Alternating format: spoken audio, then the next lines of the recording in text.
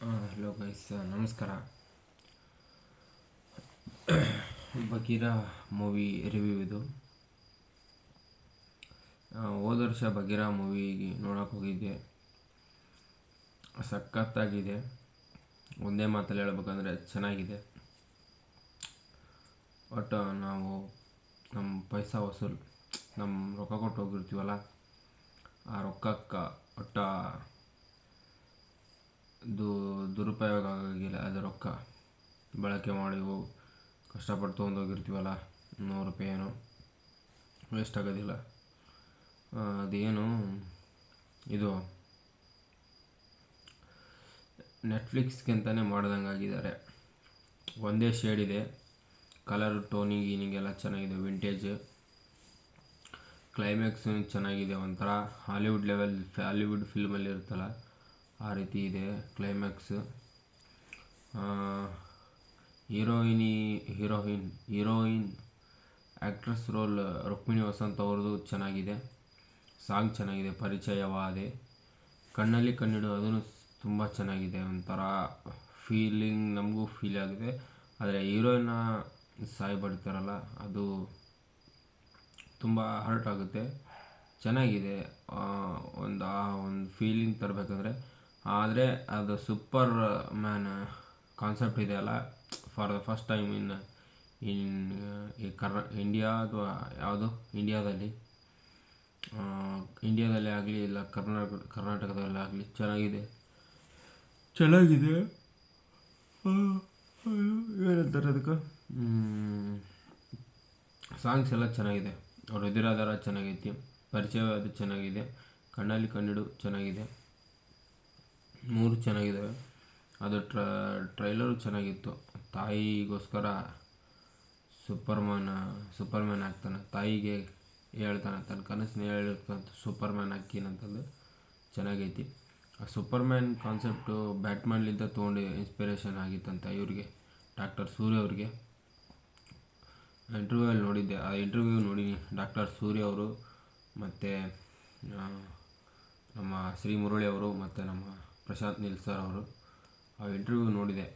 Prashant Neel sir ಹೇಳಿದರು, one of the best movie in doctor Suri, one of the best movie ಅಂತಂದು ಹೇಳಿದರು Prashant Neel sir ಅವರು. ಮತ್ತು ನಾವು ಪ್ರಶಾಂತ್ ನೀಲ್ ಸರ್ ಫ್ಯಾನ. ಇದರಲ್ಲಿ ಏನು ಭಾಳ ಇದಾಗಿತ್ತಂದ್ರೆ, ಏನು ಸ್ವಲ್ಪ ಚೆನ್ನಾಗಿತ್ತು ಅಂದರೆ ಇದು ಇದೆಯಲ್ಲ, ಈ ವಿಲನ್ ಎಂಟ್ರಿ ಇದೆಯಲ್ಲ, ಅದು ಸಖತ್ತಾಗೈತಿ. ಮುಖಕ್ಕೆಲ್ಲ ಬೆಂಕಿ ಎತ್ತಿರುತ್ತೆ, ಕಣ್ಣು ಒಂಥರ ಇದಾಗಿರುತ್ತೆ. ಅದಾಗಿಂದೆ ಏನು ಹೇಳಬೇಕು,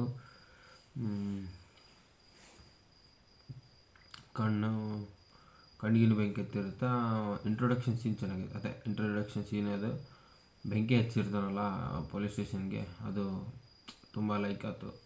ಅದಾಗಿಂದ ಸ್ಟಾರ್ಟಿಂಗ್ ಒಂದು ಸೀನ್ ಐತೆ ನೋಡಿ ಗೈಸ್, ಇದರಲ್ಲಿ ಅದು ಓಷನಲ್ಲಿ ಅನಿಸುತ್ತೆ.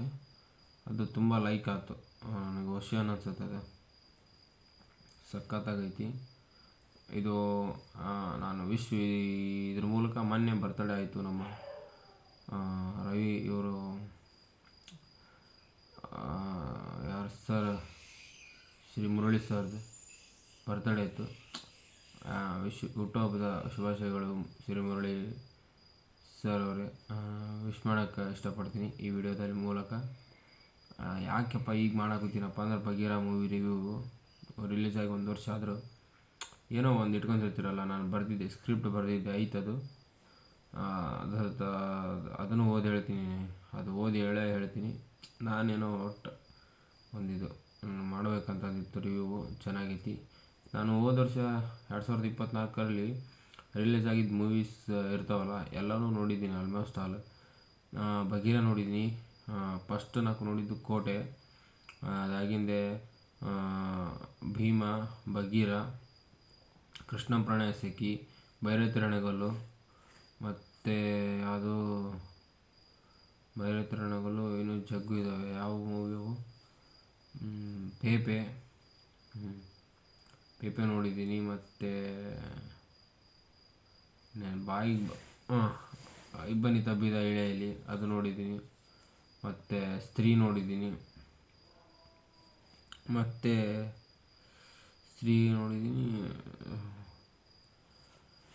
ಇನ್ನೂ ಸಾಕಷ್ಟಿವೆ. ಯಾಕಪ್ಪ ಯಾಕೆ ನಮಗೆ ಫಿಲ್ಮ್ ನೋಡೋದಂದ್ರೇ ಒಂಥರ ರೇರ್. ಯಾಕಂದರೆ ನನ್ನ ಹತ್ರ ಅಷ್ಟೊಂದು ದುಡ್ಡಿರಲ್ಲ. ನನ್ನ ಹತ್ರ ದುಡ್ಡಿದ್ದರೆ ನಾನು ಇದರಲ್ಲಿ ಐಮ್ಯಾಕ್ಸಲ್ಲಿ ನೋಡ್ಬೇಕಂತ ಒಂದು ಆಸೆ ಐತಿ. ಬೆಂಗಳೂರಲ್ಲಿ ಹೋಗಿ ಒಂದು ಸರ್ತಿ ಆದರೂ ನೋಡ್ತೀನಿ, ಒಂದು ಸರ್ತಿ ಅಂದ್ರೆ ನೋಡ್ತೀನಿ ಬಿಟ್ರಿ. ಆದರೆ ನನಗೆ ಅರ್ಜೆಂಟ್ ಎಲ್ಲ ಮೂವೀಸ್ನೂ ಐಮ್ಯಾಕ್ಸು PVRನಲ್ಲೇ ನೋಡ್ಬೇಕಂತಂದು ಏನೋ ಒಂದು ಲೆವೆಲ್ ನನ್ನ ಒಳಗಡೆ ಸೋಲ್ ಹೇಳುತ್ತೆ, ಒಂದು ಲೆವೆಲ್ ಮೇಂಟೈನ್ ಮಾಡಬೇಕು ಅಂತಂದು.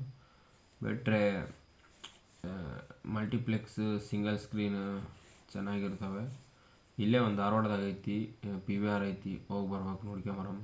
ಒಂದು ಬ್ಲಾಗ್ ಮಾಡ್ತೀನಿ, ಮಾಡ್ತೀನಿ, ಅದೊಂದು ರೀಲ್ ಮಾಡ್ತೀನಿ. ರೀಲ್ ನೋಡಿರಿ. ಸದ್ಯಕ್ಕೆ ಇದು ನೋಡಿರಿ. ಓಕೆ ಗೈಸ್, ಬಾಯ್.